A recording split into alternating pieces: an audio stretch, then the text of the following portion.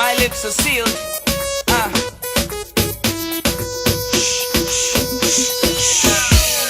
Boy, I see that, boy. I can't tell you nothing about that. Yeah, yeah, yeah, yeah, yeah. Everybody, come on. What happens in the party? Oh yeah. What happens in the party? Come on. So anything that you see, oh yeah, please don't run tell nobody. My lips are sealed. It's time to get on and let yourself go. Do what you want, nobody will know. Your secret is safe with me. Begging all you who are new to this, please don't mind nobody business.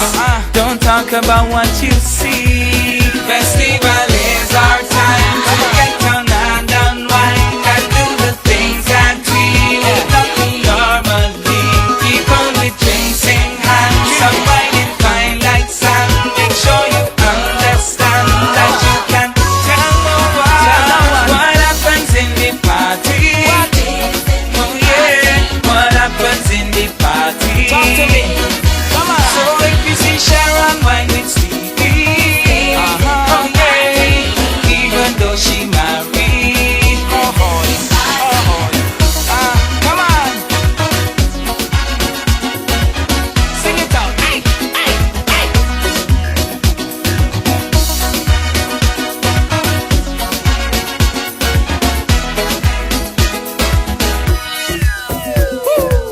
If people ask what went on in this fete, act like you're dumb and say you forget. I've got a case of amnesia. Especially when Kim find Paul with the bet and makes your pass like I speed internet. Not me boy, I don't remember. Festival is our time to get on and unwind and do the things that we would not do normally. People with drinks in hand, some whining fine like sand. Make sure you understand that you can tell nobody what happens in the party. Oh yeah, what happens in the party? Let me know. See me with the boosters for group RC, the RCA, getting on wine and wassy. And then we go overseas. What happens in TNT? Trinidad, kind of way. What happens in NYC? Labor Day, and what happens in Miami?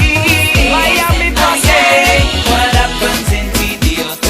Toronto, Caribana. Festival is our time to get on and unwind and do the things that we would not do normally. People with drinks in hand, some whining fine like sand. Make sure you understand that you can tell no one what happens in the party. Come on, yeah. What happens in the party? Sing it out, come on.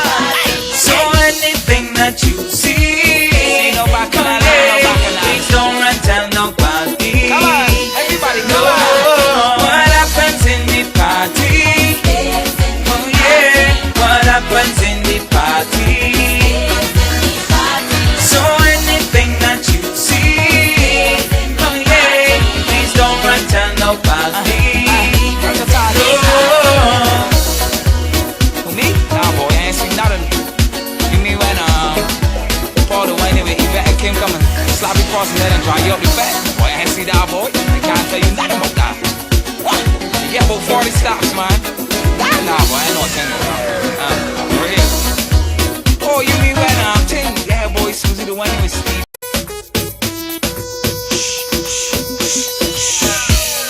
Boy, I ain't see that, boy. I can't tell you nothing about that. Yeah, yeah, yeah, yeah, yeah. Everybody, come on.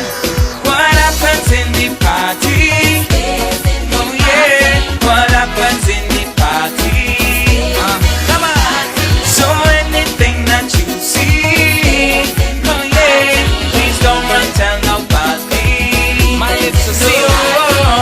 It's time to get on and let yourself go. Do what you want, nobody will know. Your secret is safe with me. Begging all you who are new to this, please don't mind nobody business. Don't talk about what you see. Festival is our time to get on and unwind and do the things that we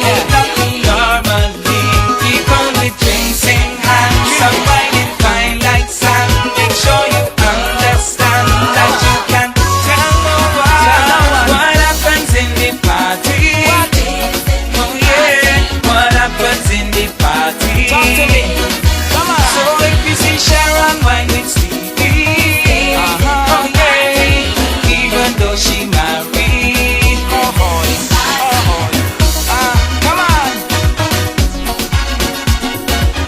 sing it out.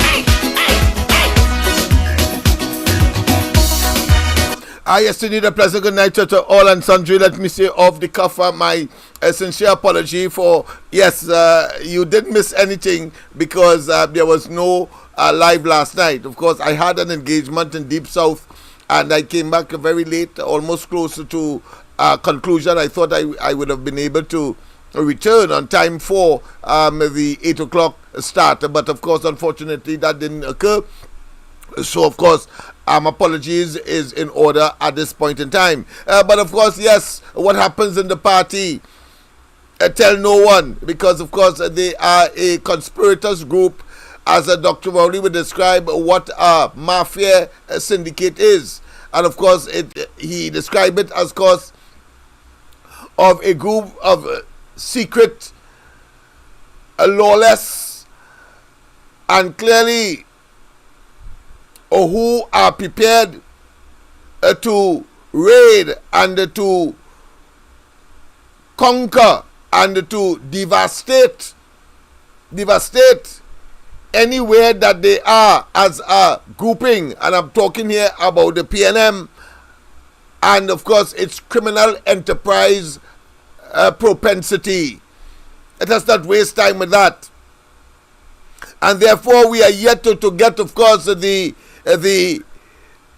final verdict as to the cost of that monstrosity that is being constructed up at Balize House. But yet still Dr. Rowley will go to the Parliament, I think it was, 2 days ago, and literally regurgitated what he said at the opening or the cutting of the ribbon for the extension of the highway, the Point 14 highway, of course, it is famously called, to that leg to San Fernando. And then we learned the most remarkable things is that the UNC, instead of course attempting to begin from where the Sir Solomon Hotroy highway left off and into the bay and the other parts that they took it into, they decided as well to start from Point 14 side, and so they will meet in the middle. I have the information. Rowley stridently will not tell us that because can he and one or two other ministers will like us to believe, because Khan was the most blatant and the most conspicuous when he said that that was a highway to the bay and suggesting that it was to be terminated in the constituency of the UNC. A most despicable, ruthless, brutal, dogmatic and wicked statement to make, when in fact the last administration, the Kamala Prasad Bisesa administration, started and in a sense burned the candle at both ends. Burn the candle at both ends.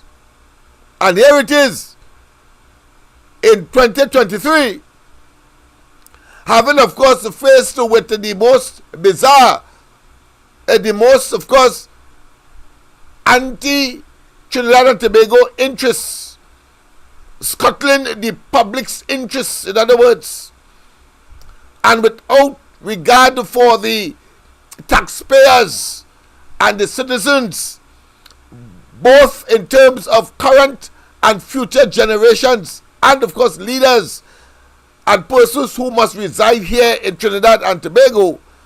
Rowley not only says that nonsense up at that opening, but as typical Goodwill, and we would look at Goodwill as well, because Goodwill, of course, as you know, would have been the propaganda minister of the Hitler regime, and all of the signs suggest that Rowley is a combination, whether you want to call it complex or not, but he is an amalgamation. He is a commingling of Goebbels, of Hitler, and clearly of an individual who has gone so far away from the reality of Trinidad and Tobago and the sins and evil that he would have created in the process, that he do not know when to call it quit, and that therefore we must make him understand that it is time to quit. The days of the PNM are numbered. And we saw, of course, on the last occasion when we spoke, some 6 of them will have now to appear before Justice Devendra to answer where they get the power from to investigate the police. It is only the police that has the power to investigate criminal matters or criminal matters in this country. And how he, as head of the National Security Council, somehow believe that he has operational powers. So he is in effect telling us that he, as Prime Minister, could go into the headquarters of the police and sit down on the Commissioner of Police chair and say, I am now Commissioner of Police. That is the level of dunderheadedness we are made, of course, to experience and witness, bizarre and as unbelievable as it is. It is a fact. It is enigmatic. And this fella sincerely believes that, and I tell you, me, as I did on the last occasion as well, is based on his readings and his mindset and the way how he thinks and function. He believes that everybody else stupid, 1. 2, that he is the repository of all information, and 4, that even though he is a smart man, he is in the context of criminology, he's a con man, and will go to the point of brinksmanship, to the edge, to prove a point. At the end of the day, the population will recognize how hollow and how not just self-conceiting, but how dangerous this man has been and is, as he tried to, of course, waltz his way onto the international and regional stage by attempting to be, of course, the bully for the Caribbean community, and believe that because he holds the office of Prime Minister, that he can get away with even murder. Because as far as I am concerned, it was geronticide. It was the killing of our senior citizens when he came and confessed that he did not have the vaccine during the course of COVID and exposed our senior citizens to death. So therefore, that is murder as far as I am concerned.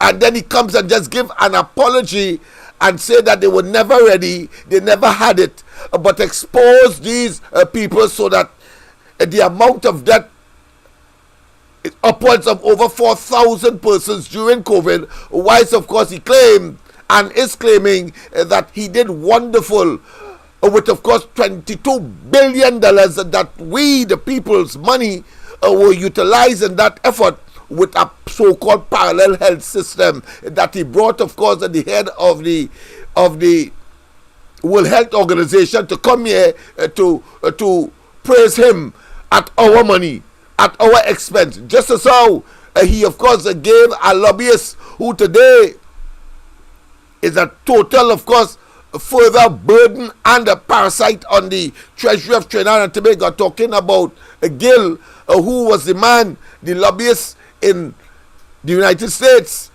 that, of course, caused Donald Trump at our expense again. Rowley wouldn't say that. He benefits and will bellow, and he will, of course, regurgitate, and he will echo only that Trump called him, but he wouldn't say that what he had to do with our money in order to have that conversation, telephone conversation, or that call from Trump, because it is not consistent with the fact that afterwards, and given his position inimical again to Trinidad and Tobago on the question of Venezuela and Maduro, Trump never invited him to, of course, a meeting with Caribbean countries, to his, of course, a home in Florida, United States. Never did. In fact, he was so incensed, Rowley was so vexed that Trump did not, of course, invite him. He said the policies of Trinidad and Tobago is not dictated by an invitation by anybody to their home. That's what he said. That what I consider to be reprobate. And when Biden came into office,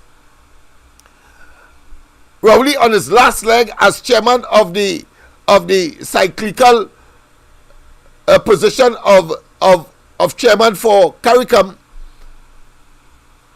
Biden invited not Rowley. So there's a continuum of policy position against this man and by extension Trinidad and Tobago. And we have a duty and responsibility to, of course, not only recognize that, but to take appropriate action. So I am making the plea and the call for those of you who have not yet, but I'm sure by now you would know that tomorrow, of course, the trade union movement have organized a march against all of the iniquities that I would normally on a regular basis and, of course, casually as well as, if one wants to say, rhetorically speak about on this live, whether it be poverty, whether it be, of course, a poor policy position, whether it be, of course, increased taxes, whether it be property tax, or whether it be the reduction of subsidies and creating higher costs of living and more endangerment, the question of crime and criminality gone out of the window, and Rowley will continue with his mischievous ways and somehow have those persons within his cabinet believe that he could take them out of it. I suppose they didn't read the ultimate position of Hitler, where Hitler ended up. Well, Rowley will, of course, cause them, as well as Rowley, to end up, of course, as I keep saying, blue lights and silver bracelet. It's the most bizarre in contemporary Trinidad and Tobago, in an enlightened world where information technology is so readily available and the enlightenment is so universal, to see that you have big men and women groveling to a total and absolute dictator, a conman, a criminal, and a man who knows no boundary, a total indolent, and but only, of course, those who wish for glory artificially will gravitate, are talking about whether it is Africans or Indians from who gravitated to Rowley to get a piece of the pie artificially without having to work for it, and of course be in our faces and gain office that they simply cannot carry or execute, including Rowley, a total indolent, a total, of course, a fella that clearly suffers from an inferiority complex and believing that somehow he could con his way not only on the domestic front but also regionally and internationally. There is a limit, there is a tipping point, there is a zenith, there is a ultimate, there is a limited shelf life for such individuals as we have seen coming down the annals of history. I don't need, of course, to remind you, but I thought it was important, of course, to look at Goodwill, the fella who was supposed to be Hitler's propaganda minister, and to see Dr. Rowley displaying a similar, and of how, of course, in terms of the various layers of loyalty, Rowley would have surrounded himself with that as well, an inner cabinet, and then, of course, outer cabinet, and then, of course, what I consider to be a rank and file cabinet with, of course, all and sundry who are sycophants and apologists will, of course, gravitate and believe that somehow Rowley is their savior and could take them to, I suppose, personal aggrandizement as opposed to the national interest. And at the end of the day, the national interest always triumph. In other words, the national interest is the good, whereas, of course, that small clique, that small cabal, that small oligarch will wither away, and of course the punishment is assured. The punishment is assured. Yes, indeed. And let's go, of course, as straight as you see. In let's replay that, because I want to focus on the monstrosity that is that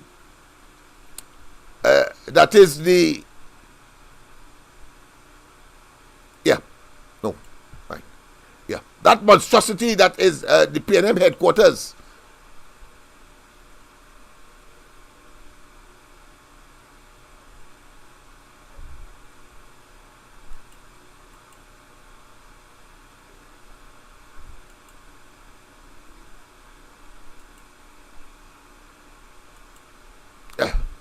That monstrosity that is the PNM headquarters that is being constructed at Balmain House. Let me just make some adjustments here. Right, okay, good.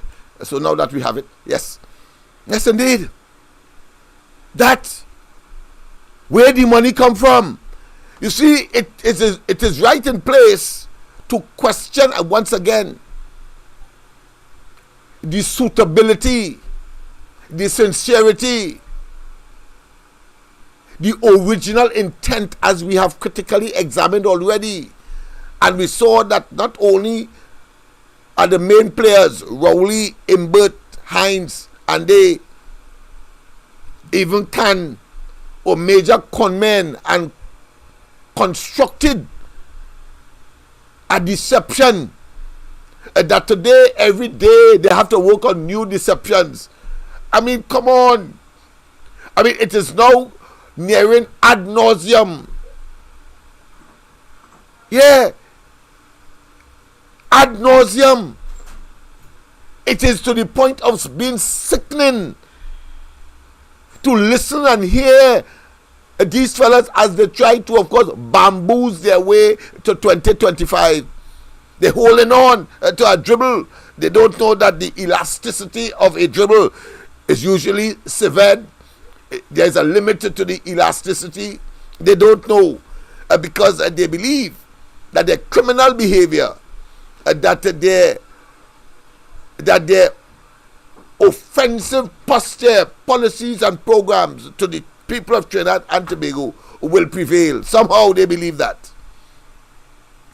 That is the monstrosity that is at Balmain House today. And one asks again, in the context of the sincerity of Rowley, being, of course, as he claimed to be, a corruption buster. What is this? What is this that is at Balmain grounds now? And I thought I should give you the chronology, the evolution of that, and where it is today. Ultimately, we need to know.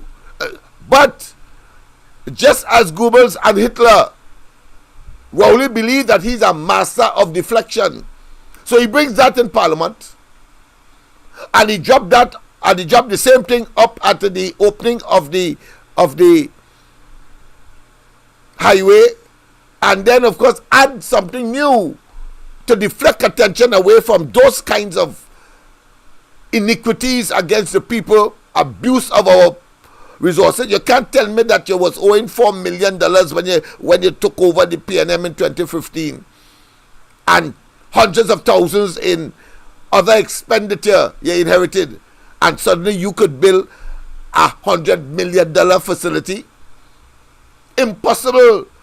Impossible. It's unprecedented, unheard of.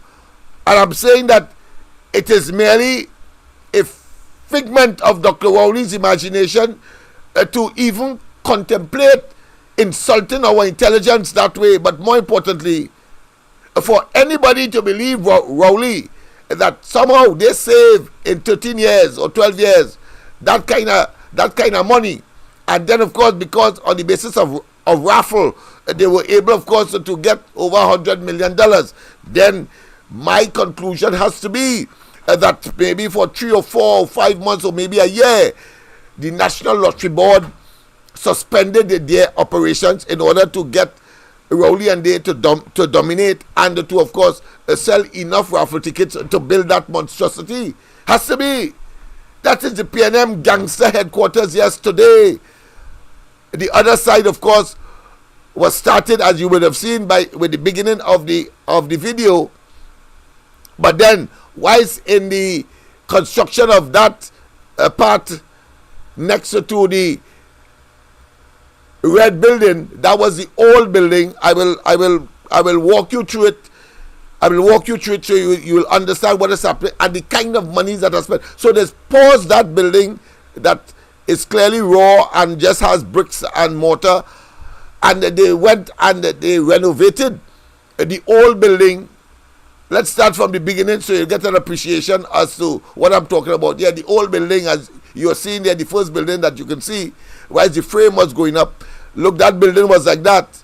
And today it is this. It is this. Yes, it is this. Let's go again. That building to the left of the steel structure that was being put together. Look at here. And today it is this, because they paused that one in order, of course, to focus on the one, because somehow I suspect that money was not as forthcoming as people recognize. That Rowley days are numbered, and they don't want, of course, and they would find ways, of course, to keep their monies in their pockets in preparation for legal and other fees that they will have to pay when the time comes. So people, the original building of steel and so on, that is where it is at, on the right hand side of that particular structure, and the one that was to its left, that was all decrepit and old, is now almost, if not totally, completed. And that is the new structure that you see there. So I hope I make it very, very clear, so that in addition to that monstrosity on the right, totally incomplete, raw looking, no roof, anything, in addition to that, they stop and they pause to reconstruct that building that you see on its left. Where they get the money from? How Dr. Rowley could have any moral compunction, conscience? The man is unconscionable. The man is naturally evil. He has a proclivity. He has a predilection for evil, and he comes up in the parliament utilizing parliamentary time again, just as the emails to deflect attention, knowing full well that nothing could come out of it.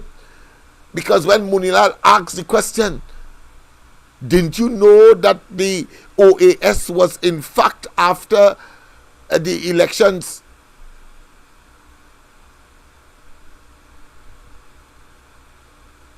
After the elections, the PNM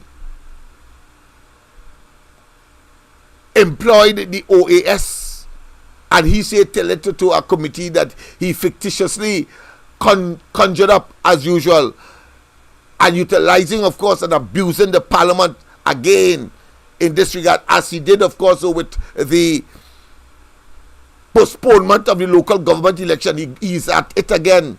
But a dog sucking egg, one doesn't expect anything different. I was wondering what would have been his response to of course, Dr. Carson Charles, who told them in no uncertain terms, with the hell to get off. Well, he couldn't take that, so he goes back into parliament and talking totally different as well to that of the chairman of the current PNM chairman, saying that, listen, there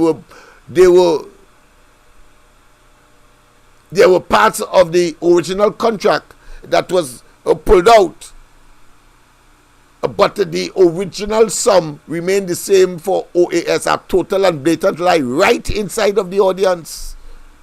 I'm going to play it for you. I hope I kept it for so that I can benefit from it tonight, or you can benefit from it tonight. But once again, that is what was. They started, of course, the major project, 100 million. The pause, and the old building on the side of it, the steel structure, they then paused that and finished that. Right now it finished, And this is how it looks today. Whilst of course, the steel structure is still, of course, laboring its way to inevitable, I think, becoming a white elephant, because 2025 will come and that will remain just there. And just like the AV drilling saga, when Khan went into the parliament and say that the AV drilling company, the owner of which Rowley says is good friend, and was prepared not to call the police or call the Minister of Energy when the fake oil matter broke, but to call his friend wherever he was abroad. Wherever he was abroad. Well, Khan was saying that they were producing based on the contract that was given to them by Petrotrin at the time, about 40 barrels a day to 100 barrels. Now they are producing, he say, upwards of 20 or 200 barrels. I can't get the figures right, so you'll forgive me, but the fact is that it was an exponential increase. And why we know that it was a blatant lie, deception, and an attempt, of course, to hoodwink the population out of its money, or because the contract was given back to OS and they can't produce, they can't reach close to the numbers that Khan was talking about. They can't produce, but out of the need for specificity and proof and veracity, I will, of course, play that. I'll try to get it during the course of tonight's exercise. If not, I will bring it tomorrow, just to make sure that we get the numbers right and the statement correct out of the mouth of Khan as he lauded AV drilling, turning out to be, of course, another faux pas on the part of this government. What turned out to be, what they claim to be a success story, came to be, of course, another pillar of salt imposed on the country. Another pillar of salt. Total destruction, total degradation, and total failure.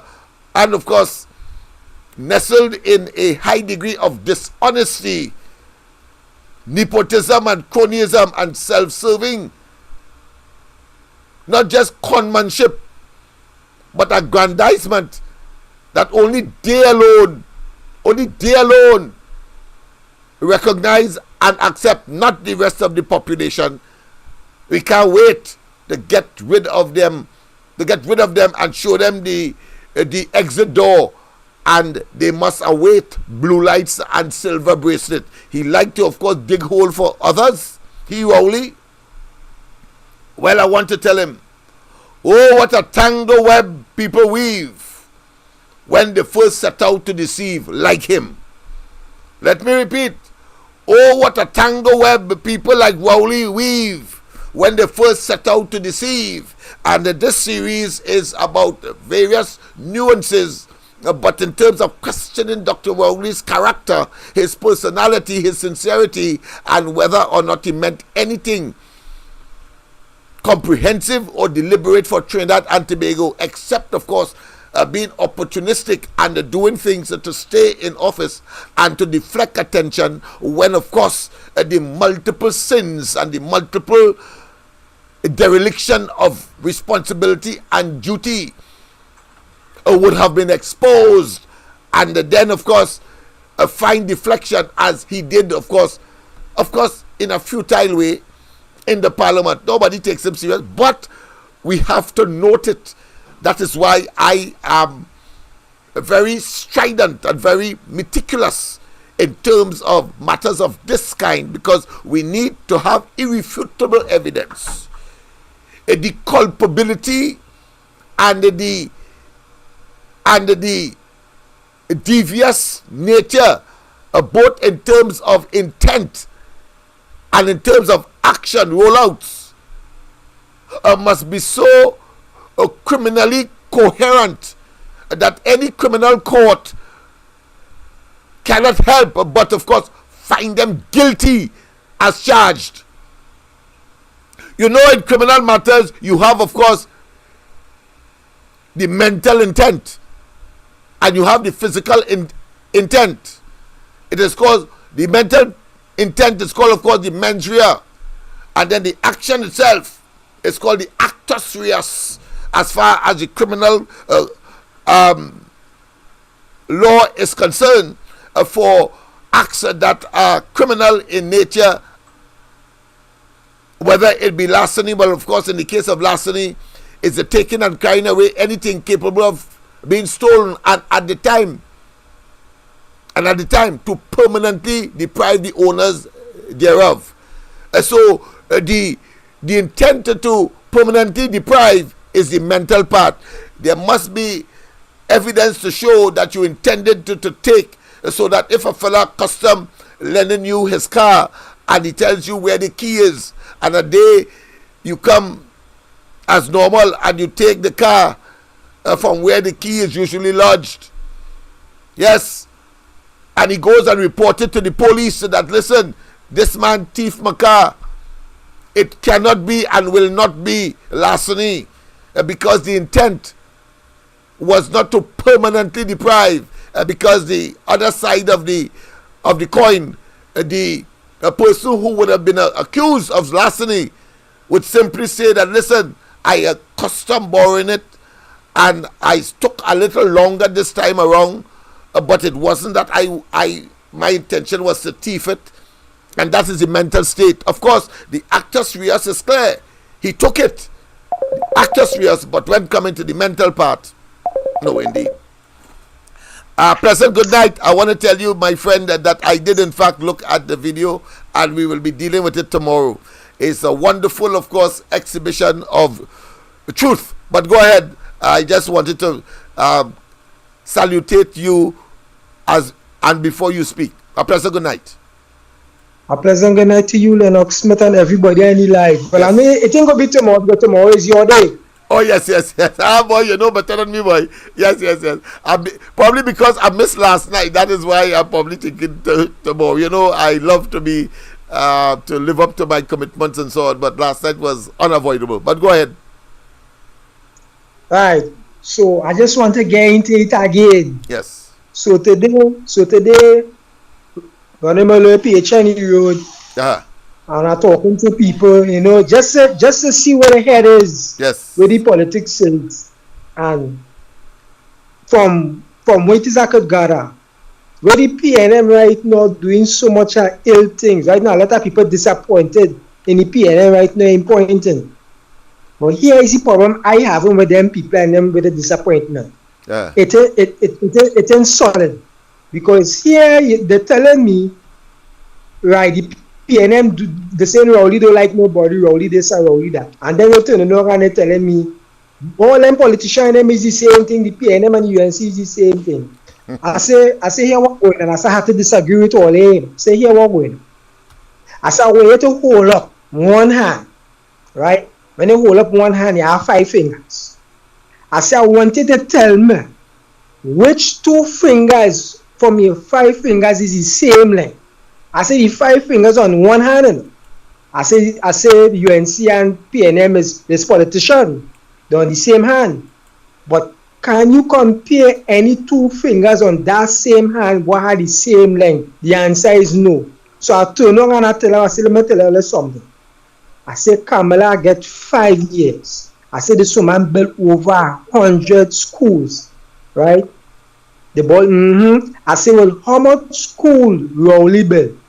Lennox, I hear a pin fall in the road and went back and find it in. Yeah, because you could hear it loud.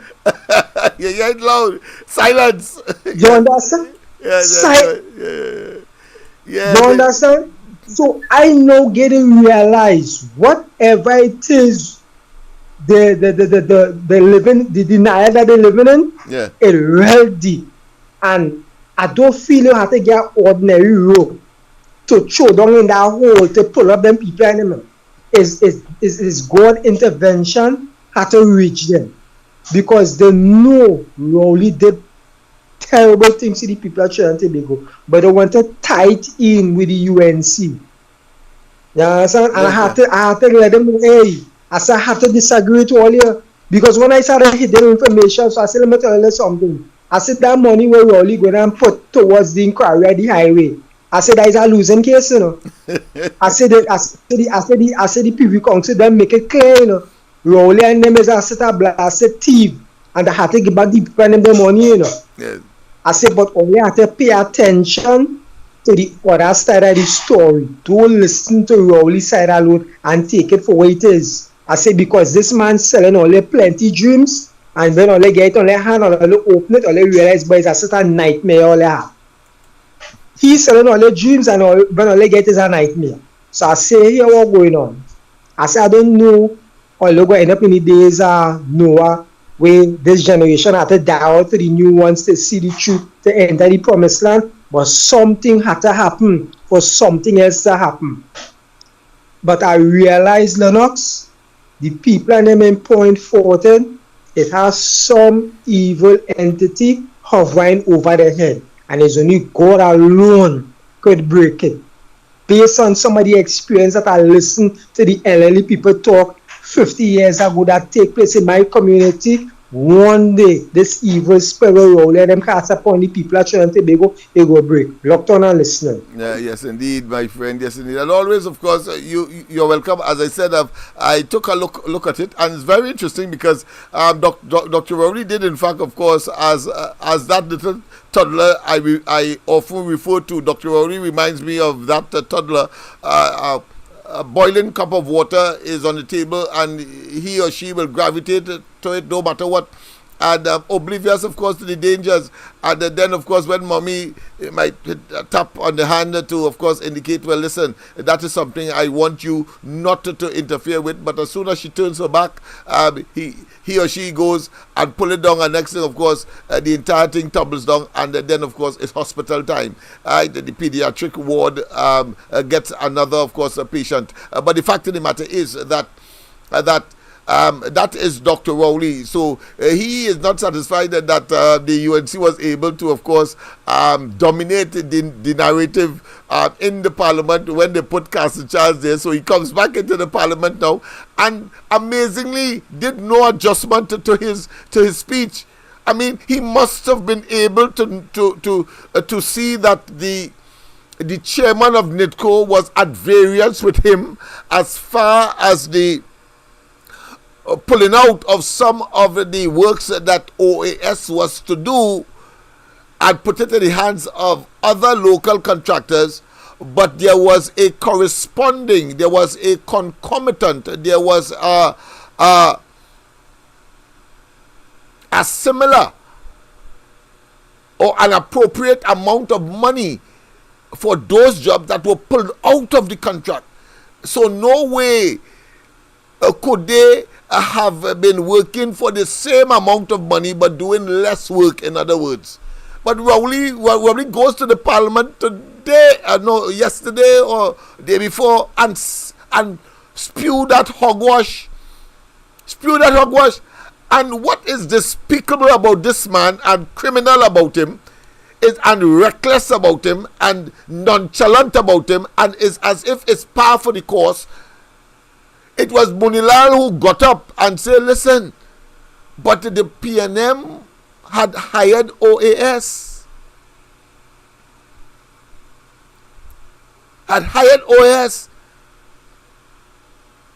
that is how they came. And there was, of course, a similar arrangement as he accused, because somebody went to Johannesburg to meet, I suspect at the time it was the Minister of Works then, Warner, that somehow there's something wrong with it, and then it turned out that they too had a meeting with other people, such individuals. But more than that, Rowley went into Australia to buy 2 or 3 boats, as the case may be. He went there after he came across from China, and the same people, 2 different companies in fact, came to Trinidad to make presentation. So what is wrong with that? But I never see what Rowley is totally mad. What is wrong with that? That doesn't mean to say, because you know why he is so obsessed. One, And the main one is that the arbitration, and not the Privy Council, the arbitration, the arbitrators, which is part of the FIDIC arrangement. You can't win nothing in this local court. They could say what they want. They could find that something wrong with the contract. The FIDIC book say that it's the arbitrator both parties must go to for any dispute. You think the OS so stupid to acknowledge that nonsense? And they are going to the court and tell the court the same thing that we are saying here. It's just that because the government doesn't want to pay, they then of course have to make representation here, but that ought not to be. There can be no appeal to anywhere when that verdict came. Just as how A.V. Drilling was the beneficiary of an arbitration award, and while of course it was totally domestic, and the lawyers of Petrotrin said to appeal it, Rowley and them dilly-dally, they procrastinate, and they of course waited as a strategy for the time to run out for appealing, and then paid of course what the arbitration had awarded to A.V. Drilling, and they were comfortable with that. Imagine if that had happened under Kamala Prasad Bisesa, what he would have said in the parliament and outside of the parliament, by if that what he did, and under his stewardship and under his so-called sagacious and public interest convenience, public interest convenience, and the man who could do more with less, and of course the man who is a paragon of virtue, and that when you are in public office, that is the man who say that you are entitled to be questioned. And today he was asked a question at the ending of something that he regurgitated coming out from that cutting of the ribbon highway segment between Point and San Fernando, and then say tell it to the Joint Select Committee that he refer that matter to. Grabbing at straws, knowing full well that is an exercise of futility. But as far as he is concerned, I want to get the last laugh. Well, I am sure that the UNC will bring back Carson Charles again to deal with that. I'm sure. And Carson Charles will be obviously at the center of any inquiry by the Joint Select Committee dealing with infrastructure. That man is a total ass, but he is mad. You understand? He is an ass and mad. You know that is double jeopardy for Trinidad and Tobago. And mind you, he mentions nothing to tell you that he is engaged in destruction like Goebbels under Hitler in Germany, to deflect attention away from your iniquities and yourself and your evil and your wickedness and your incompetence and your impotence. You know, he mentioned nothing as he did as part of his focus at the cutting of that ribbon to open that leg of the highway from Point 14 to San Fernando. You know, he mentioned nothing about the Commission of Inquiry, even though he extended its terms of reference. So he has two he has two now inquiries. He have one from a Commission of Inquiry led by his good friend Justice Ventor, former justice, who have already been paid $11 million, and they didn't even inquire of anyone. They didn't start the inquiry, and then he now launches another quasi, if I want to call it that, or a juxtapose, a side-by-side inquiry, saying that he will refer that matter to, of course, the Joint Select Committee on Infrastructure. The man has gone mad, and therefore he is in a state of total discombobulation. You know what I say he's in a state of discombobulation. He's totally confused, mad, and of course, because he is criminal in nature, he is a serial sociopath. Those are the kind of characteristics that such people exhibit, and so ultimately he bound to end up in jail, possibly in a straitjacket. You have to sedate and of course restrain them kind of people, so because he will be prancing going to jail, saying that I am Dr. Rowley, something like Saddam Hussein, when after all the evil he did, and of course he gassed of course a major part of his people, his country's people, the Kurds in the north of Iraq, and then of course when the Americans and the people caught him in a foxhole, all bearded and nashy and of course soiled and totally reduced to nothing, to a vagrant. He then says, when they catch him, he say, I am Saddam Hussein, the president of Iraq. Too late. It was too late. And of course, eventually, he was executed for his crime against humanity. Rowley must find himself in a prison cell. I don't care what age he is. That is irrelevant to me. He has put the future of our country and those children born and unborn in jeopardy. And the 1.5 million of us versus that few cannot be sacrificed for them. This is not a dictatorship. This is not a king and queen scenario. This is not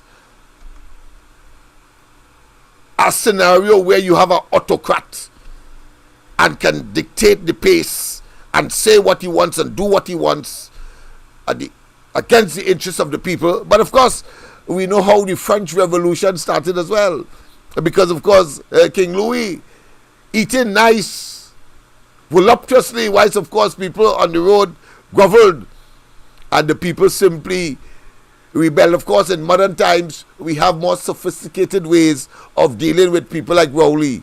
And what we do, we go to the polls, tell him as it is, as the people in Tobago did, and as the people on the 14th of August did in local government.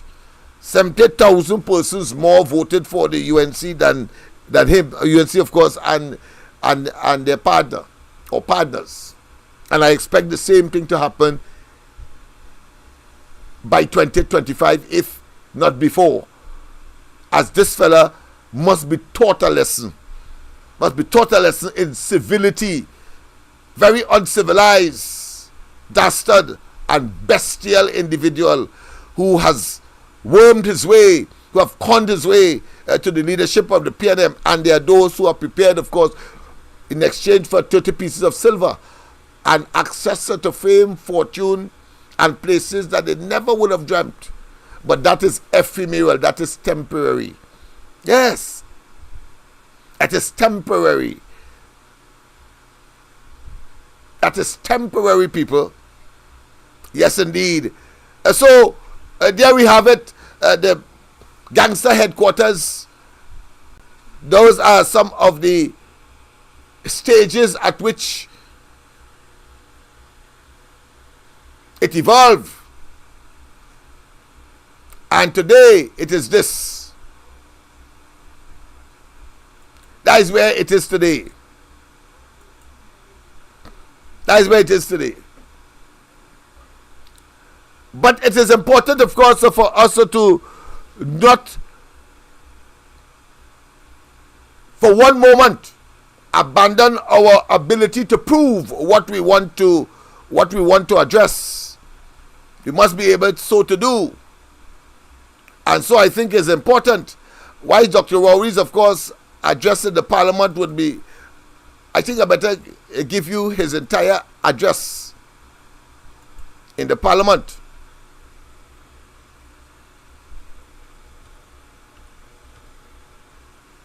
We should be able to give you his entire address in the Parliament to give perspective and to give credence to what we are saying, and to verify the fact that he continues, of course, to engage in deflections and deceptions for his incompetence, impotence, and his just trying to justify his presence in the office of Prime Minister and still in government today. I mean, it is bizarre. It is unacceptable. It is wicked. It is nasty. It is dangerous. And it is unprecedented. And such an individual must not get any currency. There must be no oxygenation for his attempts to deceive us once again and to deflect attention. I want you to focus on the fact that it is about deflection. It is about narrative. I think it was, of course, President Roosevelt who coined the term, the bully pulpit. Bully pulpit. Leaders who use a platform to pursue rigorously and unrelentingly their nasty agenda by attempting to bully people into believing something that does not exist. And we must be conscious of that fact. We must be conscious of that fact. And we are not going to, of course, relent on this program or anywhere else, because Dr. Rowley is simply poison and ought not to be where he is today. And we must, of course, take every opportunity to, of course, make certain that that manifests itself. Let's see if we can, of course, reach that stage where he has once again attempted to hoodwink the population in the parliament. Just remember the fake oil. NIDCO pursued these matters in Just courts remember fake oil, in people. various jurisdictions. Just remember abroad. fake oil. NIDCO was successful by Just order remember of the the courts, fake oil including incident. the Let's hear Supreme him. Court of England and Wales. The court even directed that the money recovered in the interim. Let's start all over. NIDCO pursued these matters. NIDCO pursued these matters in courts in various jurisdictions abroad. NIDCO was successful by order of the courts, including the Supreme Court of England and Wales. The court even directed that the money recovered in the interim must only be used to carry on the project. Madam Speaker, unfortunately, along the way, there was a decision delivered by a tribunal of arbitrators in a London court of international arbitration, LCIA, an arbitration matter between OS and NIDCO. Now just imagine. This man has to be mentally deranged, extraordinary. I don't think there has been a term invented for that level of mental malady. Now just imagine he is saying unfortunately, because he wants the narrative, he wants the outcome to be what he thinks it is. He don't care whether the people had evidence before them to make the decision. So long as it didn't come his way, he is talking unfortunately. He is talking, of course, them white man. He's talking about justices drinking babash. I mean, the man is simply insane. So things didn't go his way. So he calls it unfortunately because he wasn't successful. And there's so much unfortunate phrases he has to make over the last 8 years. It is funny. It's unfortunate that Sandals was to be but never has been. It was, of course, unfortunate that the sea bridge crash and Tobago economy gone at the time. It's unfortunate that the people who he said, let's go to Tobago because you suddenly get a boat and you want to promote the boat. Not the people, you tell them go to Tobago in the midst of COVID, and then he and all get COVID, not once, not twice. It's unfortunate that he told the people, senior citizens, go out there and get the vaccine. Unfortunately, there were no vaccines, and a large percentage of the 4,000 that eventually died was part of that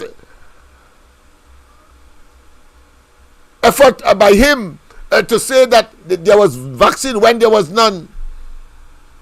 It's unfortunate that the Privy Council rejected an attempt to usurp the right of people to vote in this country by reversing and, of course, telling him that he acted unconstitutionally, undemocratically, and that you have attempted to usurp the rights of the population to vote, and therefore get your act together and call elections now. And he had to do it even though he went to the parliament and claiming the sovereignty of the parliament and that we are independent state, and he can, of course, with the 22 of the 41 parliamentarians coming out of the elections in the lower for the lower house, the opposition has 19, and then somehow say that he could postpone the local government election until next month. If it was for he alone, he wouldn't have it next month because he would have been emboldened. So it would have been, of course, about 3 months into the new year 2024. That is the nature. It's unfortunate when it didn't go his way. Just imagine that he real bold-faced and he has the level of tenaciousness to be so obnoxious and insulting, and of course without any kind of compunction will come in our faces. Listen to what he said at the end. This is not the one I wanted to give to you, but I think fortuitously it came up, so we will play it. But he was making that statement at the end of his pitch again for his, to try to, of course, obfuscate, to cover up, to camouflage the fact that they have to pay $1 billion back to OS. And as Carson Charles told us, it was never our money, so the UNC acted in our interest. It was Rowley who went and claiming that it was our money and then took it, and now he has to pay it back, and he want to try his best to try to justify the fact that the arbitration said that they breached the contract. Trinidad and Tobago incoming government under Rowley breached the contract by starving the people of money, and therefore that is called in contract law frustration, and the people simply left, went into arbitration according to the arrangement and got to their $1 billion. And clearly when that is satisfied, more will have to come because they're owing contractors and their employees still. Understand that. So all the hogwash he talking is unfortunate because he want us to feel sorry for doing us evil. Let me repeat that. Maybe you ain't get the essence of what I'm saying. I'm saying that Rowley wants us to be sympathetic to him because he engaged in an evil act, in a despicable act, in an act that is inimical to the interests of the public and the people of Trinidad and Tobago, and want us to feel sympathetic and sorry for him, and that he would now use terms such as unfortunate. Unfortunate cannot apply here. You did nonsense, and the consequence is what it is, and you should be looking to get the hell out of office. A pleasant good night. Welcome to the corridor.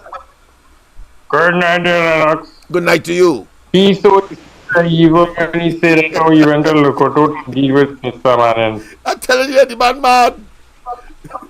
You understand? Yeah. He's so deceived and evil, and the people who support him, them is part and parcel of that too, because them welcome the evilness in this country. But anything Kamala do, they call in all kind of thing and saying she doing this and she doing that. But there's a convenient memory loss when he talking about the where he went in Lokoto and do for somebody, you know. You know, none of them PNM people remember that. Yeah, no, I don't remember that. No, they remember that. They can't remember that. You see, when you start running a country like that, we paying for it all now. All these mayhem and all these sort of mischief that take it, and the country can't see them. Nothing that Dr. Rowley put his hand on. Yeah, boy. Nothing, you know. Yes, 8 years, Lennox, 8 years, and they have nothing to show for it. Nothing. COVID saved them, and the fools want them buy into that because of the wonderful job that Terrence and the Prime Minister was doing with the soap opera that they had every day. when they come in and tell people about that nonsense over the media about how they're doing this and doing that. And that wasn't the real media, Lennox. What all he said that foreign name these people are according to our Mikey to say what the name in or some kind of thing the media forum name. They are legitimate media people that ask any question. They never let Mr. Amar come in to ask any question, nothing like that. They had the people there and they give them the answer, the question and answer sheet where they can ask and what they go answer. So all that was a big soap opera. Yeah, choreograph. Yeah. Yeah, they buy into that. We're talking about this highway, but you ain't talking about this gas, the liquid plant I tell you about. Now you can't make no money. Yeah. I had a whole series on that, man. Already. I had a whole big thing, but I'll bring it up again soon. Yeah. That is the biggest sinkhole that this country ever had with that. And nobody don't talk about that. They don't even beat it up. Just like the Brian Lara Stadium. But he coming and talking about it highway to hell, whatever. he can beat that all he wants. They went and they do the thing to manipulate the contract there and they have to pay for it now. And let them pay. It's not the taxpayers that pay for it. It's talk about their pocket. But you see all the crime taking place in this country, he throwing up his hand in the air and boiling you know what to do again. If they sowing the seeds of crime, of course. This PNM government sowing the seeds of crime. Right? And the Minister of Finance is one big, enormous liar. Because he's coming out and saying we have full employment. Well, then we should have no crime. Why is this coming out rampant in this place? I want to be more graphic. I want to say that well, everybody should be employed. If it's so, just to be as sarcastic as possible. But 3%, Lennox, 3% is full employment. You ask anybody. I'm saying, so nobody should be unemployed. How come so much? Yeah. Even the criminals supposed to be doing job other than taking bank ATM machine from bank and going with it. The man is an absolute clown. He's Rowley's a disappointment galore. This country make the biggest mistake when they put that man as a finance minister, because the kind of theatre and theatrics he come out with, Lennox, it's for somebody in Hollywood. Every time that man's talking, it's some kind of theatrics and some kind of foolishness, as the Prime Minister say. Yes. And he just manipulate the public into believing that all what he's saying is true. When the government lose millions of dollars in heritage and stabilization fund, they downplay it. Yes. But it's millions of dollars. Prime Minister. You understand? And I tell you, I would always say, if this country had any vision when we gain the oil and gas revenue and we put in one of these stabilization funds there to collect the windfall out of it and put it into that for a rainy day down the road, which is now, we'd have hundreds of millions of US dollars. Of course. Norway, Lennox, living on their wealth right now. And they up to this year, they collect $140 billion in just the tech stock that they invest in the United States. Tell me, what it is we will have if we did do something like that. Yeah. Because they're living off the wealth. They don't have to do. They may not pump an next liter of oil from the ground again, you know. And that is the biggest downfall of this country. Yeah. We didn't put away for a rainy day, and now the rain falling, and all of we had to face the music now with the water drowning me. How are you doing? Yeah, same to you, my friend. Same to you. NICO pursued these matters in courts in various jurisdictions abroad. NICO was successful by order of the courts, including the Supreme Court of England and Wales. The court even directed that the money recovered in the interim must only be used to carry on the project. Madam Speaker, unfortunately, along the way, there was a decision delivered by... No, there's another thing that I want you to note as well. The arbitrators, the arbitrators say, the court say, not that the arbitrator, it didn't go to the arbitration yet, but he went to the court in order to get to the securities that OS put up it's not our money, it's the OS money. But the point is that he said that the court say only to be used on the highway, as it was. Why do you think he said that? He said that because he knows that the highway was supposed to continue from the Bay and the UNC constituency part of it and go up. So that is to avoid any questions on the fact that he focused on PNM held constituencies to benefit from it rather than, you see, he's trying to have his cake and eat it. So you have to understand when these fellas speak, how they try to cover their tracks, their devious tracks, their pernicious tracks, their wicked and diabolical intent and conduct by utilizing short phrases to cover a shortcoming that will make them politically vulnerable. You see, it is all about a political ascendancy and political correctness as far as they are concerned. So they try to cover in any speech. You will see that once they may be politically exposed, like take for instance, if they are blatantly biased as far as the distribution of resources is concerned, they try to cover it up. A classic example is when the opposition says, well, listen, this is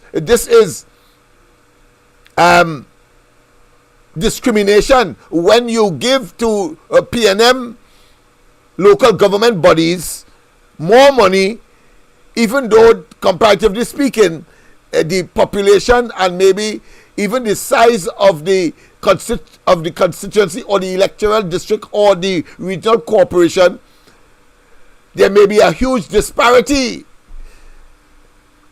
So what they will come up and say, you hear them, you will hear them say that the regional corporation got this similar to the one that they are in charge of, but not telling us. Will have a closely held secret of the other monies that the corporations getting, whether it be by of course URP, CPEP, more CPEP contractors, etc., etc. That is the level of cover up for political risk that they would want, of course, to generate, and at the same time want people to believe that they are objective, that they are equitable in their distribution of the resources, etc., etc. Pure hogwash, a pure, of course, diatribe, and poor figment of their image. Everybody knows. Rowley can't hide from his iniquities now. But let's hear this part of it before we go, of course, to what he actually presented in the Parliament before this statement and what Munilal had responded to him on under a particular standing order that he raised, because he made the statement because it was under a standing order where ministers and prime ministers, of course included, can make a statement. And of course, you know, the parliamentary privilege means that he can make that statement without being sued. But of course, it wasn't for that purpose. It was to respond to Carson Charles. We will play Carson Charles as well. But listen to this. A tribunal of arbitrators in the London Court of International Arbitration, LCIA, an arbitration matter between OS and NIDCO on April 16, 2002 that went against NIDCO. Fortunately... Now notice, it's clear. It's clear. He said it went on against NIDCO. No, notice he was particular not to say it went against the government. Let us, when you hear NIDCO, always supplant it or use it interchangeably with government. The government. When it is convenient, he goes say the government went and this and that. But when it is not politically salubrious, appropriate, he then talks about NIDCO so as to make the unesoteric, the people who don't know, have a distant understanding, one, and two, to give the impression by a long shot that it ain't the government they're referring to, but it's NIDCO. That is the level of madness that has, of course, prevailed and is unfolding on a daily basis in Trinidad and Tobago by these total buffoons. We did not give up, and NIDCO appealed the arbitration to our High Court, and on December 14, 2002, Justice Pasal upheld NIDCO's argument that the arbitration tribunal had got it wrong, and he set aside the award issued by the tribunal and remitted the matter back to the panel for reconsideration. No. Again, watch the language again and how these sentences are constructed. Notice he reading from something else, so he constructed. And we must be careful here. Now, notice he emphasized that the arbitration was wrong. Now, he knows fully well that the local court has no jurisdiction, because earlier he quoted extensively from the FIDIC, the Bible, an international document that conducts how these kinds of infrastructural, whether it be by a multinational agency, meaning that a company that works around the world, or local or regional, he knows that, but he keeps away from that when coming to the part where arbitration, or put another way, any dispute is supposed to go to arbitration in London. So he brings it to the local court to appeal. The London arbitrators say that you must pay. He come now in Trinidad hoping that it could somehow be reversed. I mean, the man is totally mad. And then Pasal, of course, said what he had to say. That's his view. But the arbitrators in London, where it matters, already made their verdict.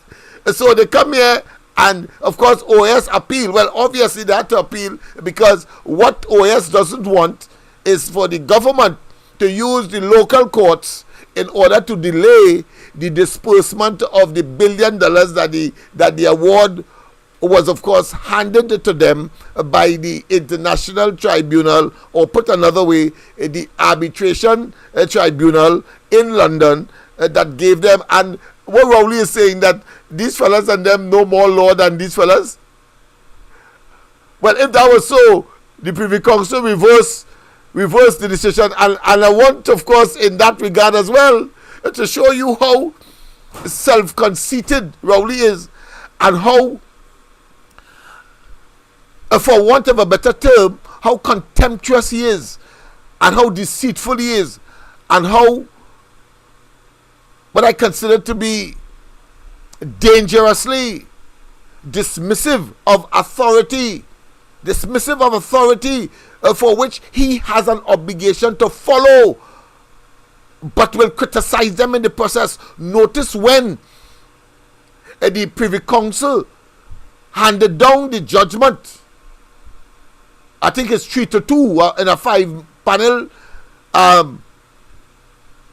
Privy Council for the wrong postponement of the local government elections. Notice he and the Attorney General was talking about the decisions of the local court and the appeal court, and then and so on, and trying to avoid, and then say that somehow more judges than that which the Privy Council was comprised was in agreement with them. Total obfuscation and total attempt to hoodwink, hogwash, nonsense, madman talk, cognitive decline, and of course in a state of total and absolute cognitive dissonance, believing that something you are deserving of, but you didn't get it, and you bring in all kinds of frivolous excuses. The fact is that the Privy Council said that you were wrong, and you had to ask.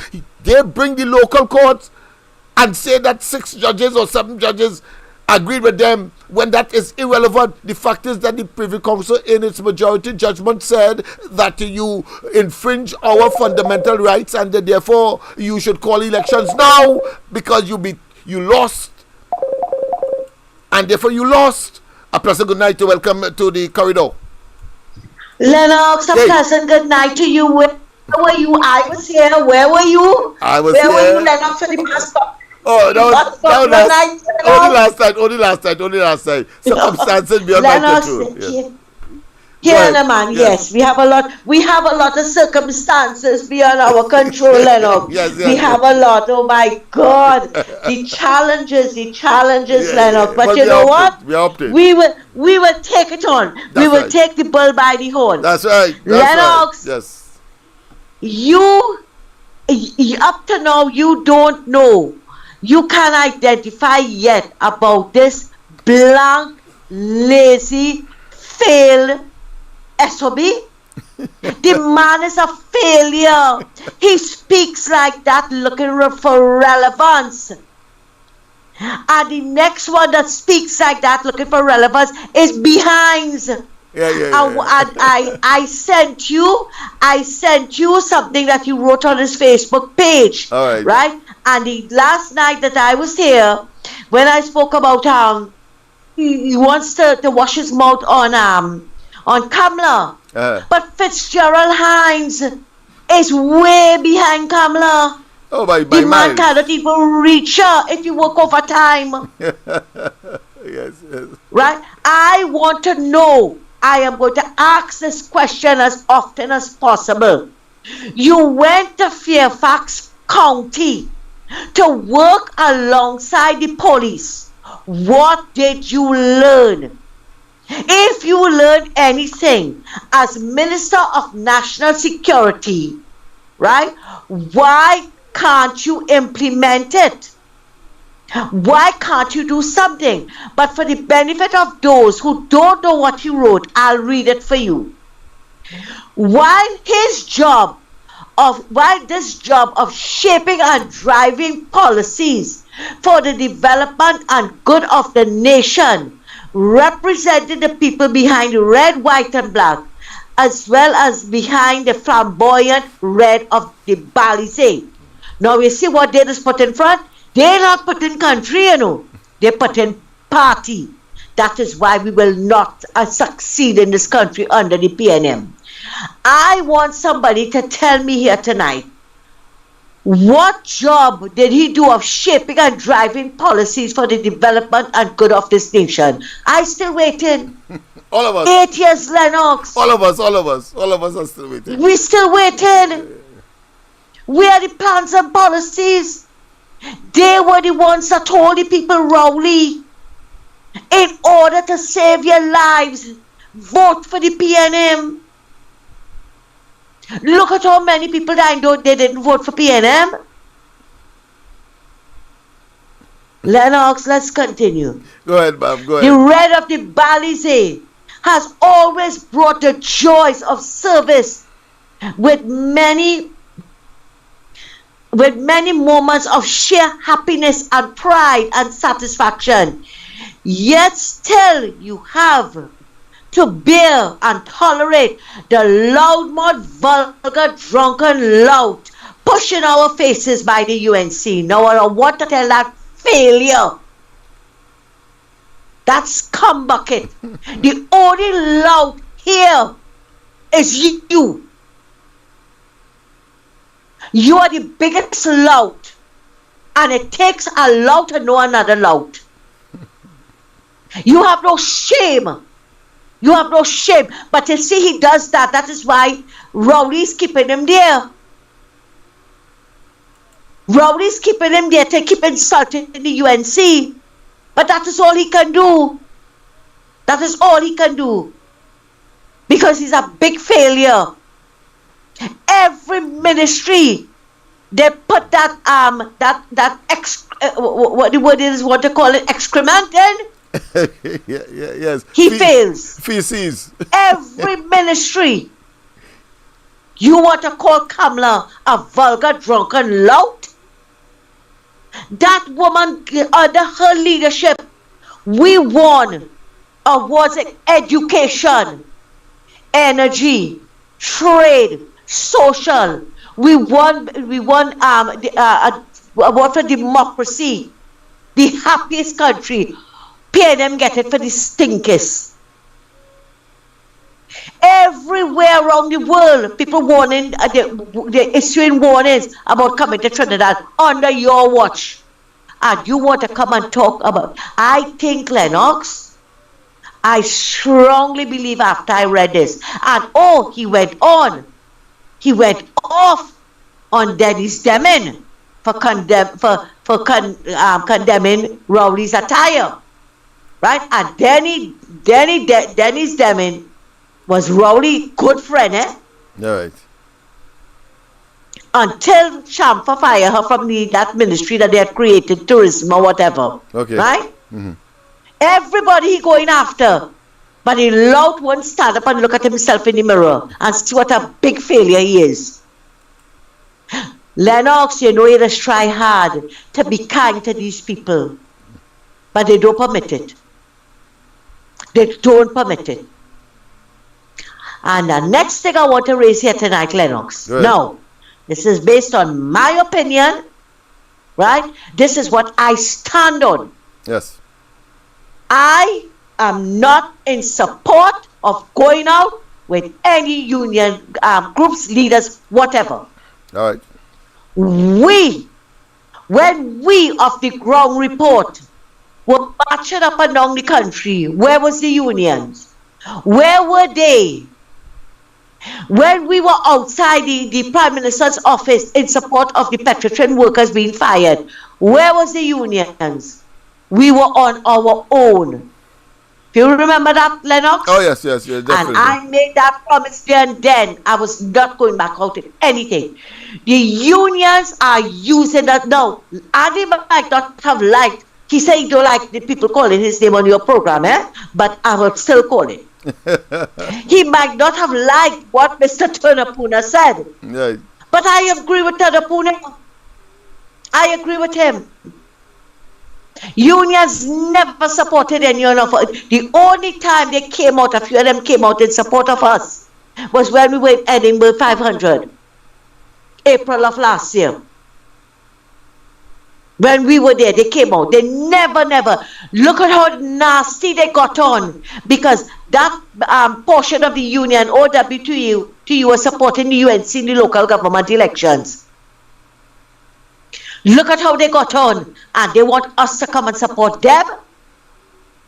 Yes, you see, the excuse always is, we have to get rid of the PNM, right? The PNM is the enemy of the unions. But I say tonight, the unions are our enemies. Because if you can't stand side by side with us, you are our enemies. You are our enemies, right? And if it is, Lennox, have you ever heard the war cry from the unions? Rowley must go. When last you hear it? When last you hear it, Lennox? But now fire services and Zet, this one, that one, and every dog and the brother want everybody to come out and support them now when they're not supporting us. No, Lennox, I'm very sorry. I have better things to do tomorrow than to go out with any unions. Is tomorrow they going? Yes, tomorrow. Or whenever they going? From 9 to 10, yes, tomorrow. I'm not going. I'm very sorry. No problem. Who want to go? My blessings. Yeah. My blessings solely. But I have to take a stand on what I believe in. And I certainly don't believe in the union. Where is the goat and sheep man who had the lasso in the mannequin of Kamala? But you see, these men believe that they could abuse women, right? And get away with it. Not one day the things they said about Kamala and did to that mannequin did they do to Rowley. And Rowley is doing 20 times or maybe 100 times worse than what Kamala and Robertson ever did to this country. And they can march up and down all that they want. That's all right. Go ahead. I will benefit. Because when I was doing it and they were not supporting us, other people benefited. Yeah, fair enough. Yeah, exactly. Quick pro quo. For Lennox, this is what I stand for. This is what I believe in, and I know I am not going out there to support them. All right.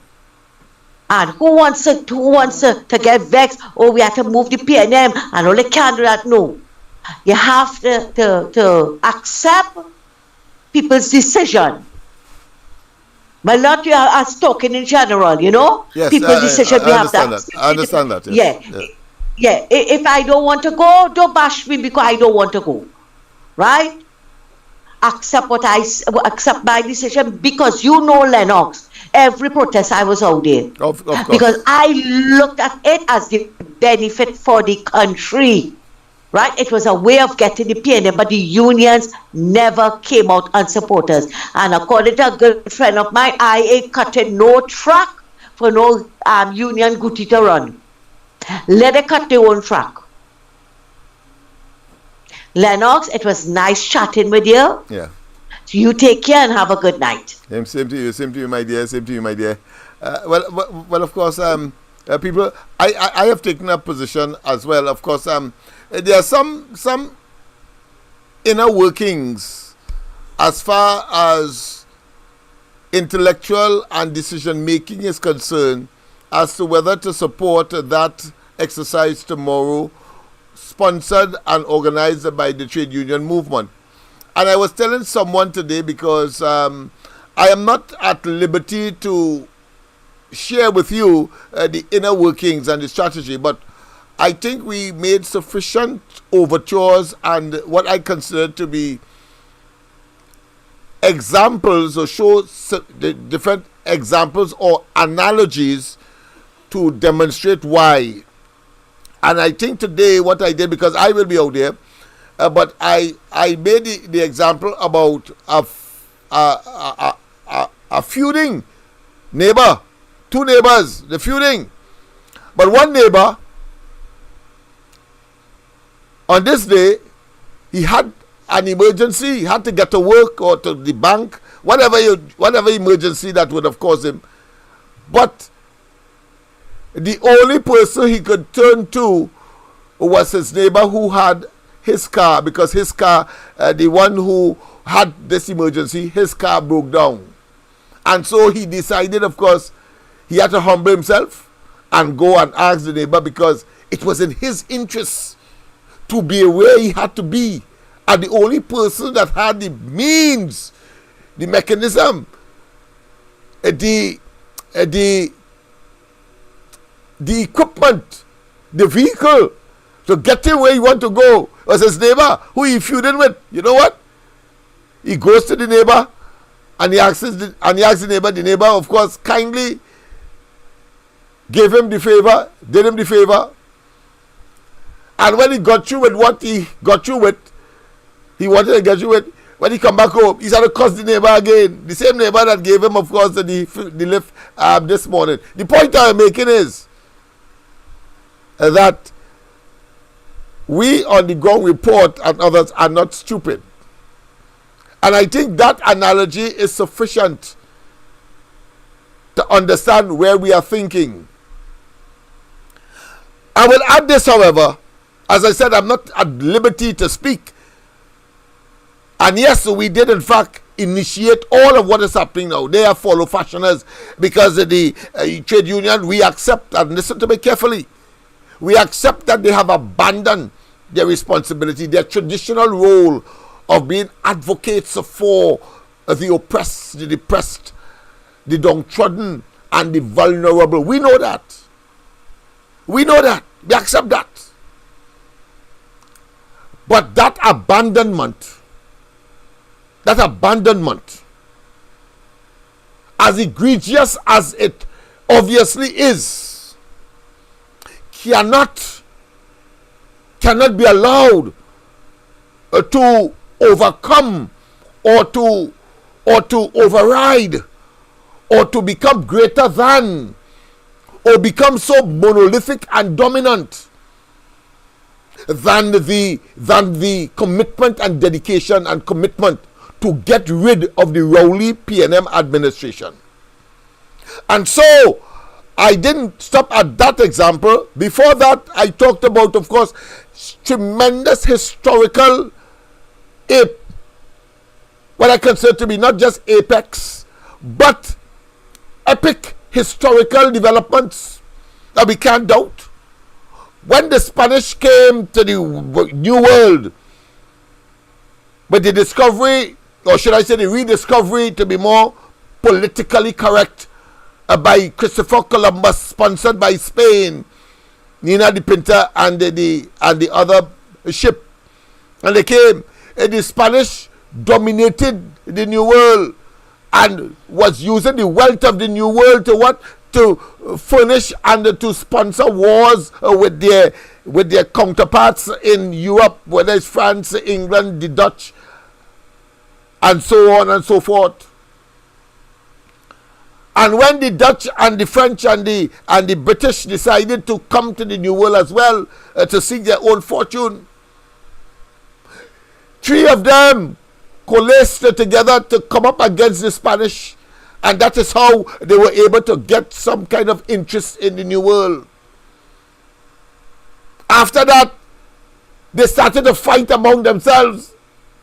After they were able to come together and dominate the Spanish and conquer them and make them accept them as a reality in the New World, and they are part, and they will of course pursue that wealth that the Spaniards have been capitalizing upon because they were the first to be in the New World. But more than that, let us go to World War II and even World War I, but World War II is much more recent and graphic. When Germany, of course, expressed its belligerence and its dominance in the whole of Europe and, of course, threatened the whole world.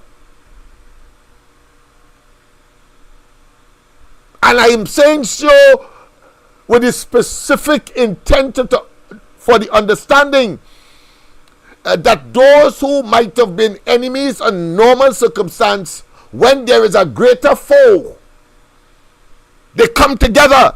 So Russia, the United States, England, and so on, and France, and all the other countries. Well, France was dominated under the pressure of the Germans.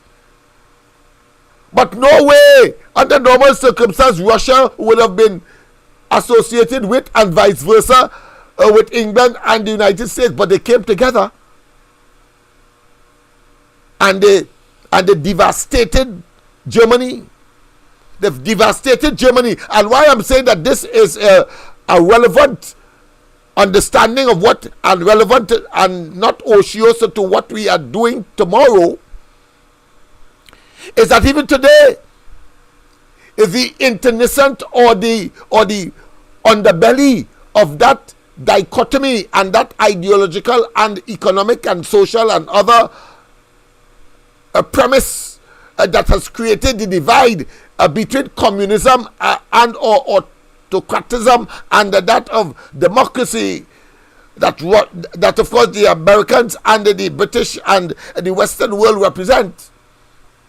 They now have again come up against each other, but World War II has come and gone, and they were allies and they fought together.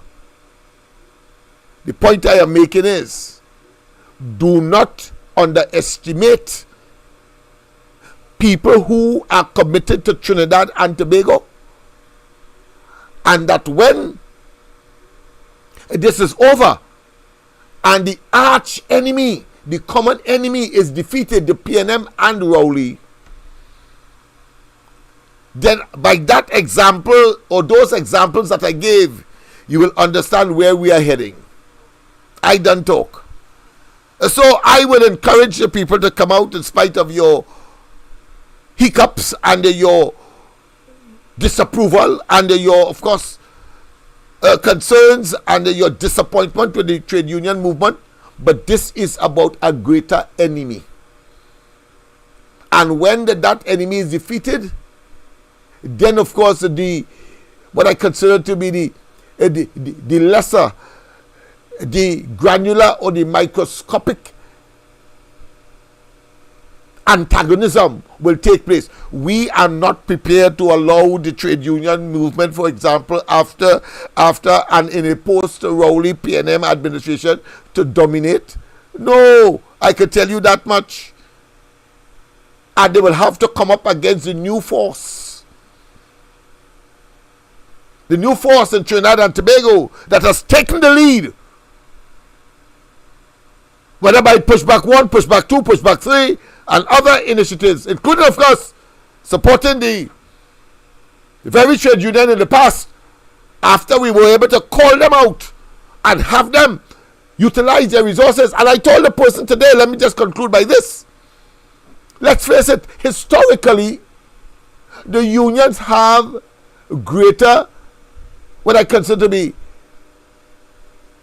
depth, and have ensconced themselves for decades, from, of course, Butler right back up to, well, not so much today, but certainly they had dominated the cause of the barefooted man, or the man that wants food on his table, the downtrodden, the middle class, and the working class in general.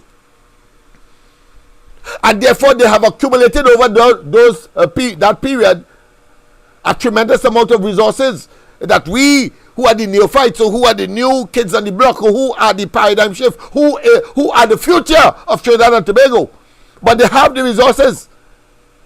And they can easily, of course, muster up, put PA systems together, hire trucks and so on, put placards and all these other things that is associated typically with a march or a protest. We can do it. We have struggled to get our house in order in terms of, because people are under pain and we have to ask everybody to donate some water, for example. So they have the resources because they have a built-in source of income. We have to be fools not to see that, and they are willing, of course, to put that at our disposal. I don't see it as a march of the trade union movement, you know. I see it as an opportunity for us to utilize their resources and therefore get the masses out, get Rowley and they out, and then we battle with them at the ultimate, because they will not be allowed, I could say so without fear of contradiction, they will not be allowed to wield the kind of manipulation that we saw in the past when, of course, a Kamala Prasad Bissesa or a UNC government is in place. Out of the starter block, we will be on the offensive against them, because we know what they are and what they are capable of. So don't be bothered. Your presence physically is merely to treat you with the ultimate enemy. I think I have given sufficient historical epic circumstance to, of course, argue that it is not about them. We are very conscious, but we will use our resources as the new kids on the block and have them use theirs. And at minimum, we see it as an exercise in reciprocity, or put another way, a symbiotic relationship. We exist for our mutual benefit, but with the focus on a common enemy, the PNM, the Dr. Rowley and his miscreants and criminals who have commandeered the government and captured government in this country to the detriment of the country and to our future generations. And we have a duty and responsibility, now that we have the breath, now do we have the opportunity to jettison them. And when it is all over, we then, as the British and the Dutch and the French did, start a fight among themselves after they would have defeated the Spaniards. I don't think I need to say more. So there's a deliberate strategy in that approach. It's not rah-rah-rahing. It is not, of course, talking higgledy-piggledy, helter-skelter,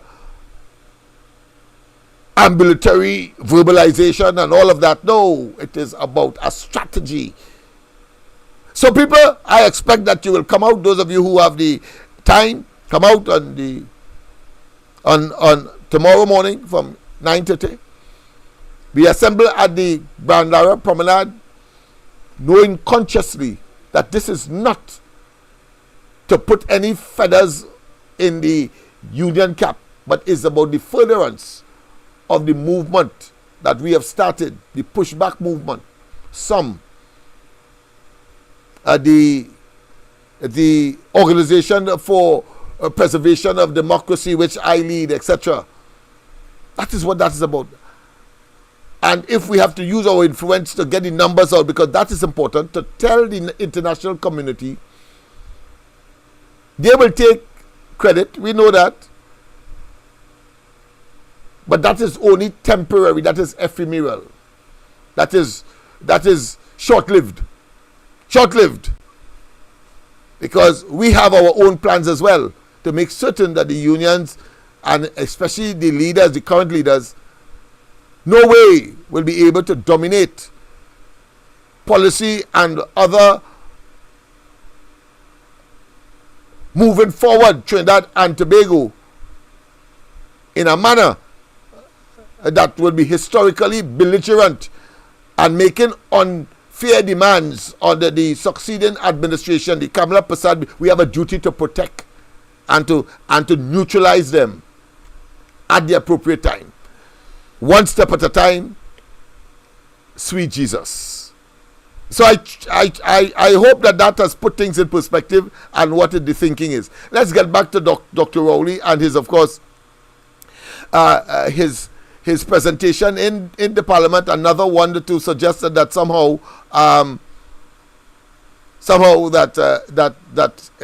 that people taking him serious and that he could have a joint select committee to look at the matter, whilst of course he has 11 million already paid without one sitting of a so-called commission of inquiry into the same matter. No, that is deflection.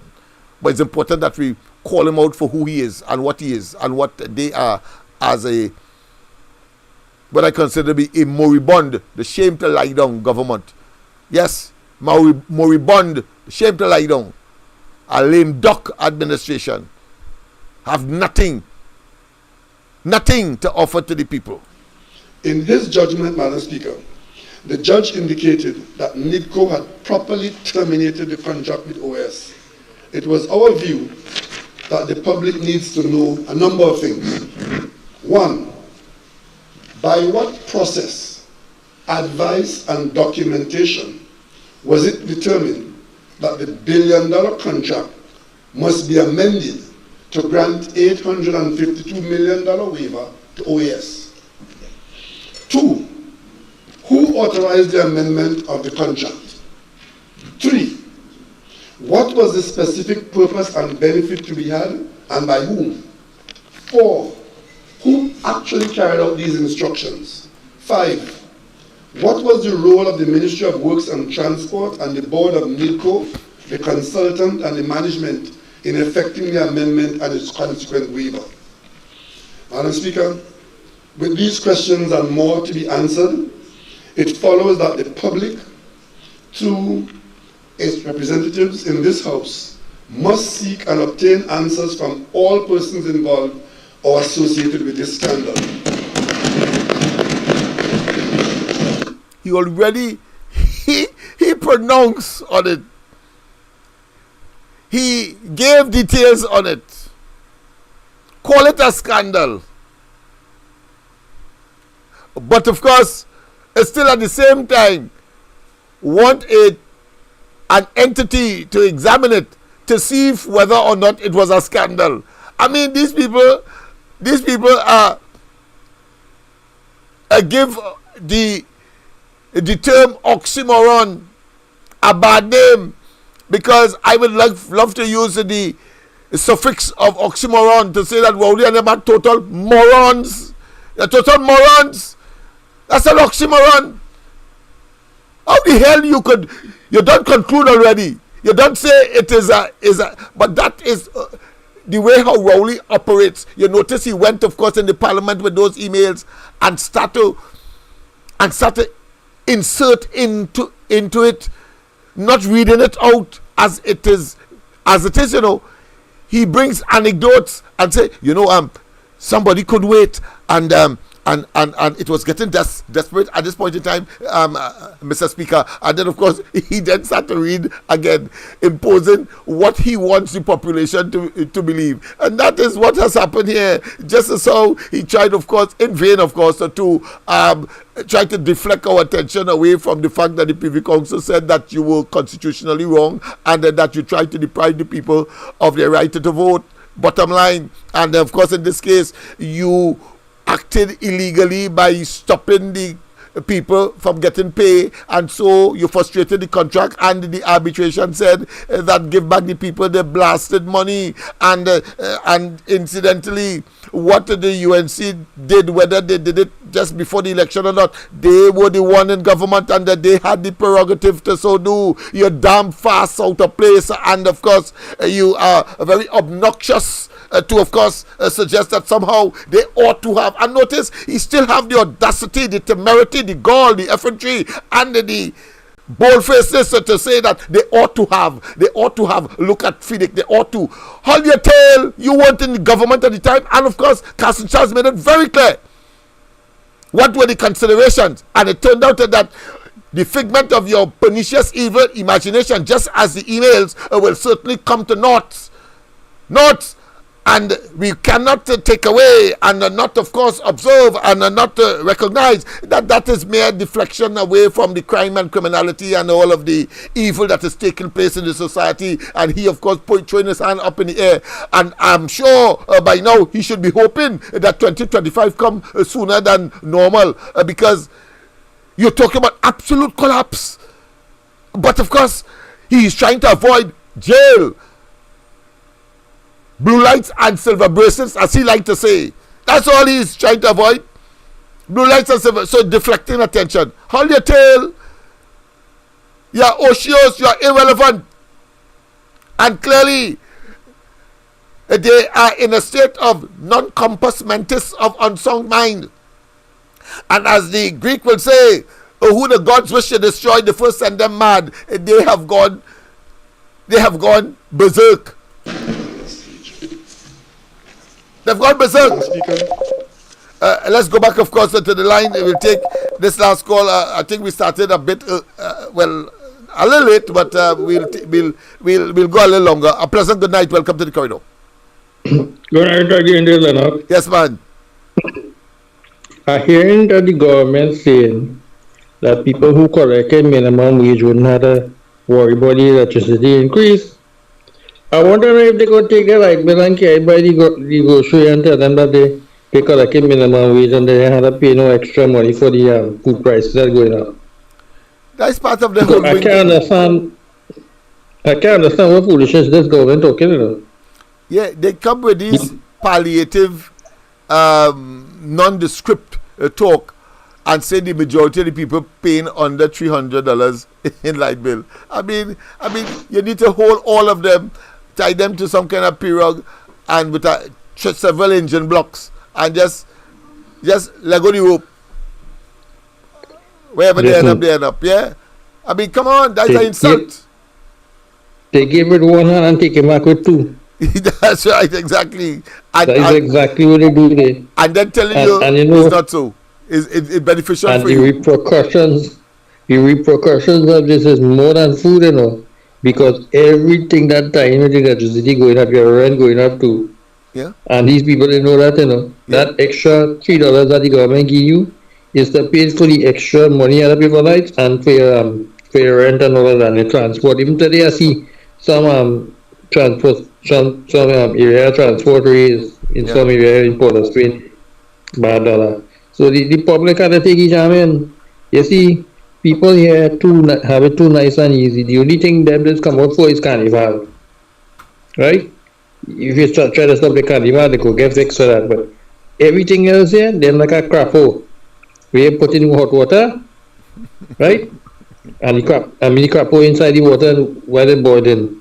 it stay there and it's boiling. But if you throw the crap after in the water when it's hot, then it go jump out. Jump back out. That's when Trinidad people have to realize that. Incremental, deceptive, but at the end of the day, dangerous and inimical to, of course, the interest, and disaster comes as a consequence. Yeah, you're quite right.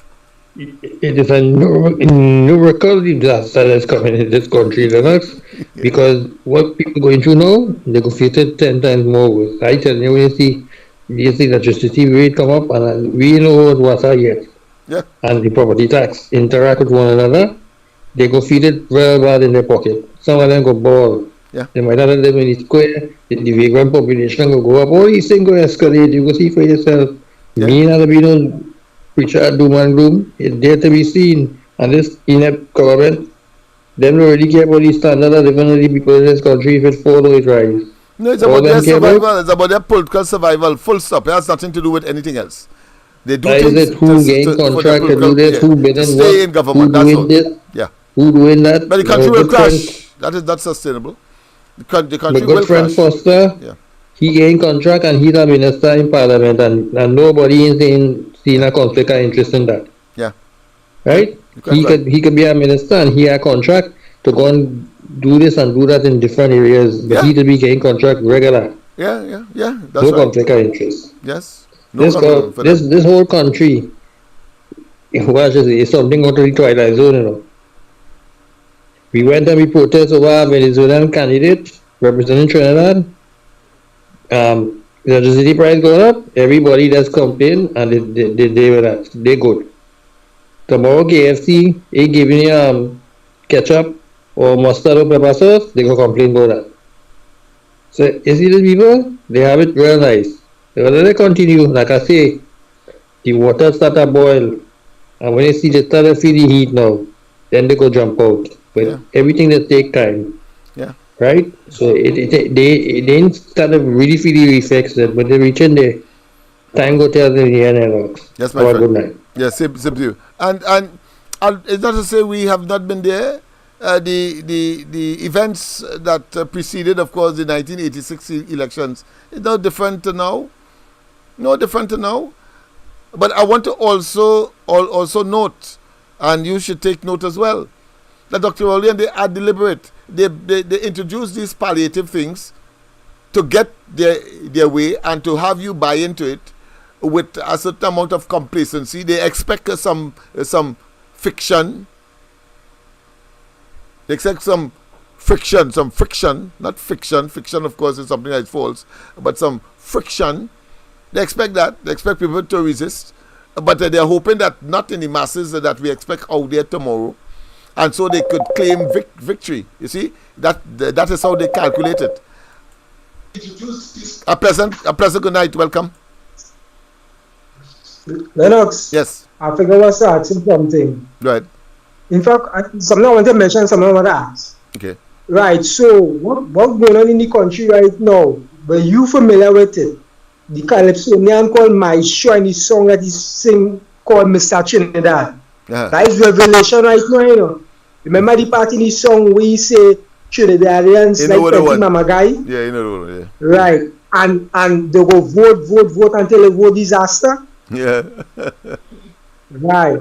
That is one. And two, what is the latest with the press conference? Right now I want to hear Rowley going to court, you know. All right. Well, there's another thing that is happening as well. I'll tell you in the fullness of time. But rest assured it's coming. It take long to do the pre-action protocol, but it's coming. All right?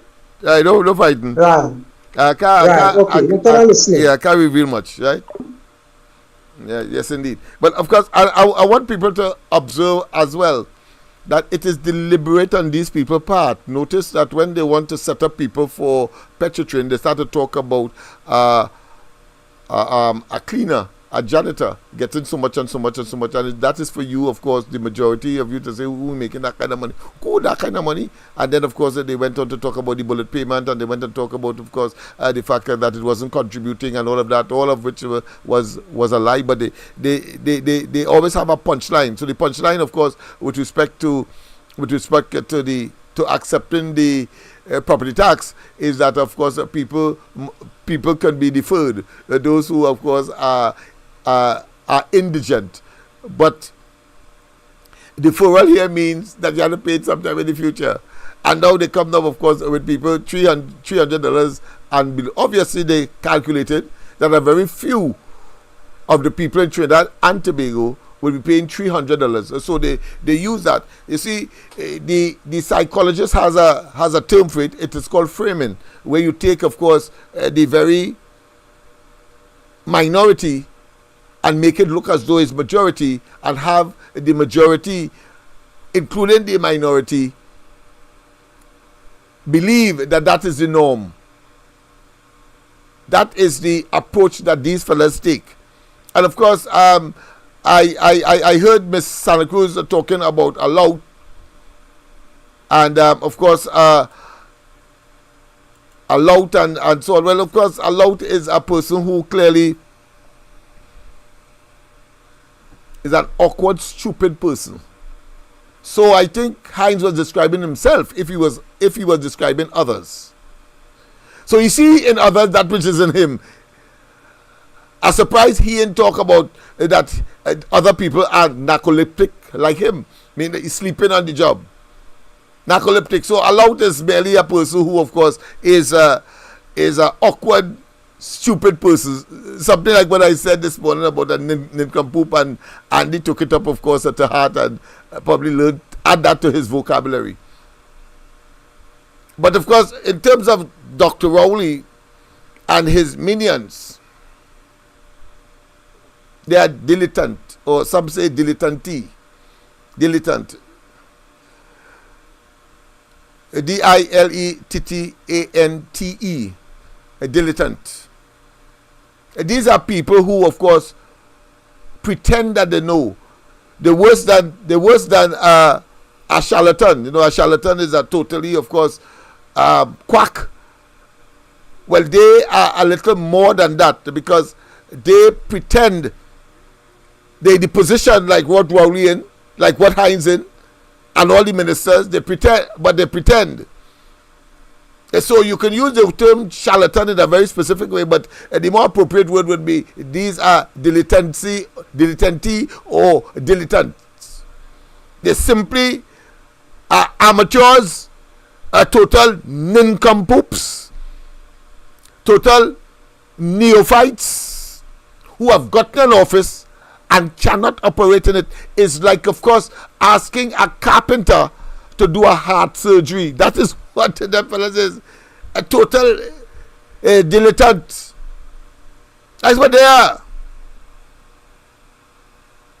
They're pretending all the way that they know, and they know one thing about what they are doing. It's clear. It can't be that you could fail so many times and at every single thing you touch. People, let's finish up. Of course, I won't be able to play Dr. Charles, but certainly let's finish Rowley and hear the response of Dr. Munlal, and then of course we will conclude here and continue, not tomorrow certainly, but on Saturday, because and we'll play the entire thing for you. Dr. Rowley's vain attempt to try, of course, to deflect attention, all of which was not only expected, and that is the beauty. He can't give any surprise to the people of Trinidad and Tobago. Nothing he does is surprising, because he is so bent on his devious ways, a total dilettante, that of course everybody knows except him. Everybody knows that he's a dilettante except him. Total attempts have been made to give opportunity to persons to put misinformation on the parliamentary record.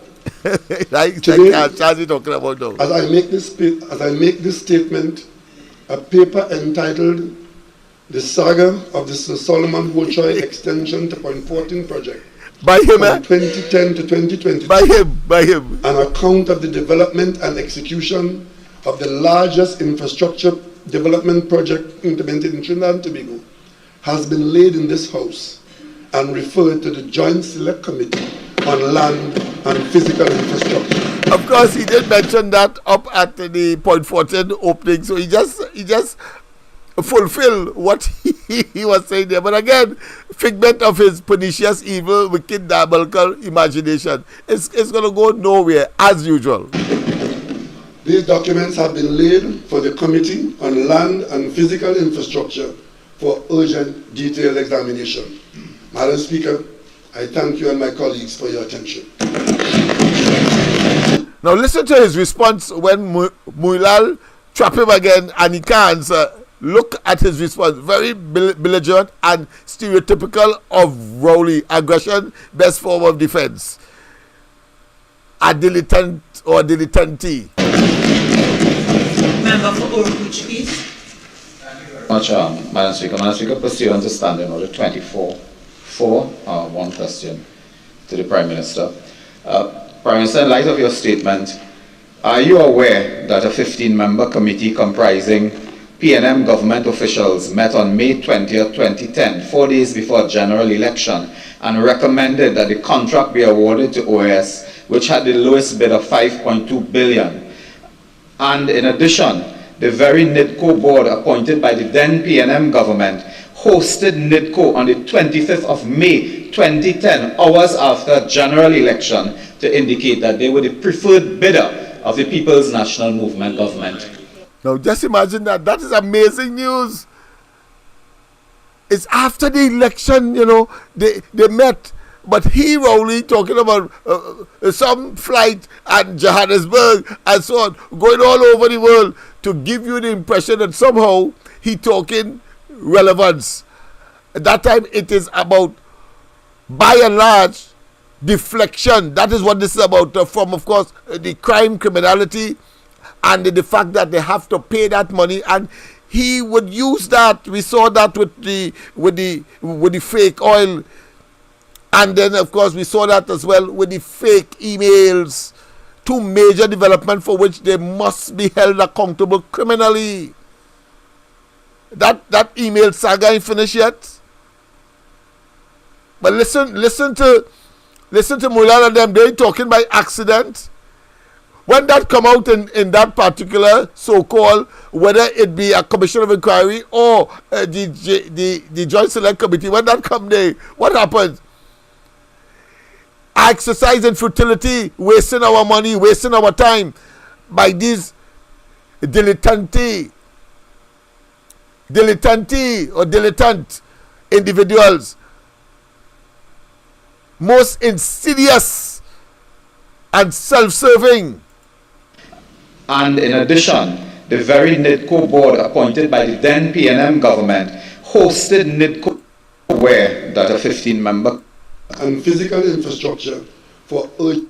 Speaker, I thank you and my colleagues for your attention. Member for Orange, please. Much, Madam Speaker. Madam Speaker, pursuant to Standing Order 24.4, one question to the Prime Minister. Prime Minister, in light of your statement, are you aware that a 15-member committee comprising PNM government officials met on May 20th, 2010, 4 days before general election, and recommended that the contract be awarded to OAS, which had the lowest bid of 5.2 billion? And in addition, the very NIDCO board appointed by the then PNM government hosted NIDCO on the 25th of May 2010, hours after general election, to indicate that they were the preferred bidder of the People's National Movement government. Remember, the election was on the 24th, eh? You still have the transition period. They use that. To, of course, consolidate OAS. Rowley is saying that about that. When that come out, you can see he will remain silent and go on to the next distraction. That ass, that buffoon and dunderhead. And listen to his response now.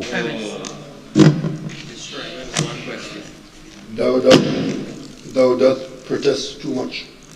Thou that protests too much. Trying to play Shakespeare. Trying to give himself importance. similar, of course, to the books that he would quote. Always something evil about it. Of course, the so-called it is our time to eat. Our time to eat. Of course, he said my time to eat, but our time to eat by, of course, the author of African stock, but of course was about corruption by as narrated by whistleblower in Kenya.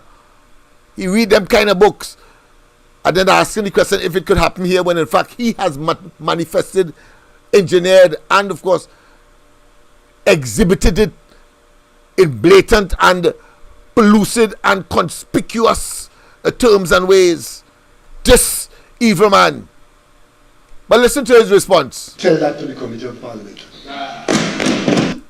After general election to indicate that they were the preferred bidder of the People's National Movement government. Thou doth protest too much. Tell that to the Committee of Parliament. Yeah. That is how insultive this man is and dismissive. He's shocked, so he's going home now and looking now to find another lie to conquer that truth that he just got. Watch and see. You see him hush him out. When journalists would ask him that, he would, of course, deflect attention once again and say that is before a committee, until the committee would have had its findings. The embarrassment would have again been delivered to the PNM, and then of course they go on to the next one and the next one until 2025. They are hoping, of course, to live a checkered life, a checkered political life until 2025. If we allow it, let us get out there tomorrow and of course express our solidarity, not for the trade union, but for the fact that Rowley and they are incompetent, impotent, and cannot manage the affairs of the country, and of necessity needs to eject themselves immediately now. Otherwise, crap will smoke our collective and individual pipes. That being as it may, people, have a wonderful rest of the night. Of course, again, I cannot, of course, look at the names that are there to give you some kind of recognition, but in the fullness of time, as the technology grows and we become more and more sophisticated, I will be, of course, able to call out. I'm seeing Inshan there again. I'm seeing Dora there. I'm seeing Nadira there as well. I'm seeing, of course, Gandalal Sam Lal Singh as well. On the YouTube. Don't forget, of course, we are on both YouTube and Facebook. I want to thank, of course, Kof and all the other hard workers, including, of course, those who made it possible by providing your funding. We still need funding to further, of course, go to the next stage, which is, of course, the communicating with all of the major world leaders that can impact on Trinidad and Tobago, and once and for all make this government understand that not only with the population not countenance that kind of travesty, that kind of incompetence, that kind of mismanagement, that kind of poor governance, but it will not happen again. Another PNM will never be able to rule this country, not again, having regard to the level of travesty that has manifested itself almost incessantly and on a daily basis in Trinidad and Tobago. That being as it may, have a wonderful rest of the night. Don't forget, of course, tomorrow morning, the ground report, Andy, Mike, and myself. And then, of course, tomorrow night, I will not be there.